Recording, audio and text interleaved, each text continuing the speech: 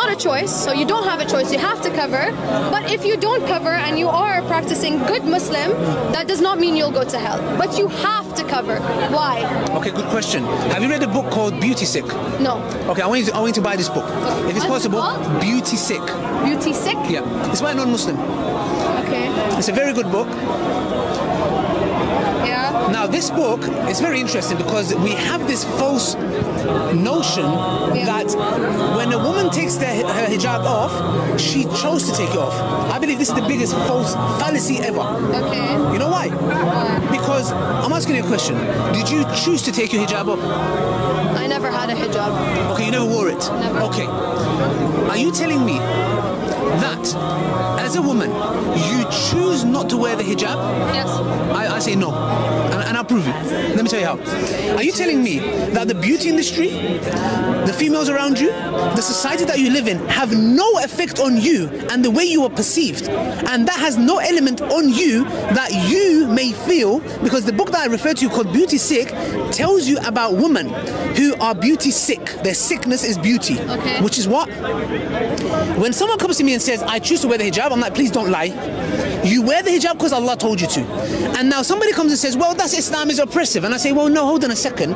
Because the very women who wear mini skirts, who go get their, their breasts done, their backside done, their hips done, their nose done. Can you imagine? They smash their nose. You know your nose, it gets smashed and then reshaped. This is very important. The point is this. Are you telling me these people go and say, I choose to? No, you don't choose to.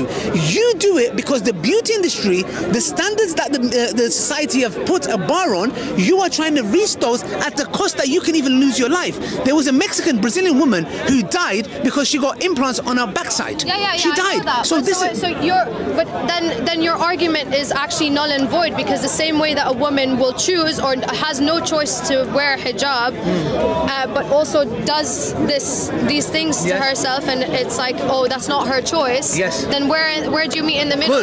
Where is the choice? This is where you meet in the middle. The point is this: nobody has a choice. Listen carefully. But then why do you have free will if you don't have a choice? What's the fucking point if God, sorry, excuse me for swearing. So why has God, okay, so your argument here is telling me that God gives you free will and allows you to have free will, but you do not have a choice in any matter. No, listen to me carefully. You have free will. You have a choice in what sense? Which one to follow? So so you're given free will just to choose God. No. Listen, let me explain. Let me explain it. No? Let me explain it. Okay. For example, both of them don't have no choice. The one who goes and gets a nose done and has makeup and can't leave the house without makeup, being in front of the window for 2 hours, etc. Okay, and the woman who wears the hijab, they are both told to do so. One is told to do so by the one who created her. Thank you. Now, 1 second. This is where it's crucial. Okay. Which one is deserving of being listened to? The one who created you or society? If that is your argument, then of course it's your creator that is obedience over society. So what have we learned here, sister, today?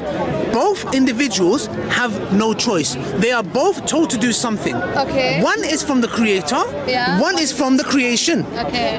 This is where I accepted Islam, because I said, hold on a second, and I'll give you this personal story. I used to have a jumper like this. It was a black one. Okay. I thought I looked really handsome in it. No, I genuinely thought I look very good in this jumper. I mean, I think I look very good. Maybe some people might differ. And I used to hate the jumper.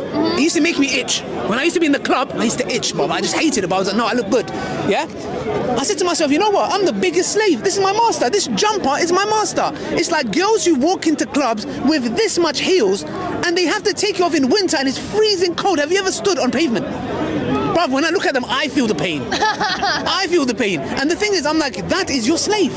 And just as me, when I was getting a jumper or driving a certain car or going to the gym, I'm not saying you can go to the gym for help. So you're basically saying you'd rather be a slave to the one who created me bigger than me than to the society that you know why? You know why, sister? Because the creation is never going to be happy with me. When I die, they're going to backbite me. They're going to talk bad of me. The creator is the one that's going to be with me. He's the one who created me. He deserves my worship. Why would I go and try to please a group of people that are never going to be happy with me? And the one who created me deserves it. And guess what? Once I became a slave to him is when I found my true freedom. Once I became a slave to him. That's a very good point, honestly. Sister, the point I'm trying to say here is this, yeah? Thank you. May Allah bless you. No, thank you. I appreciate it. Logical.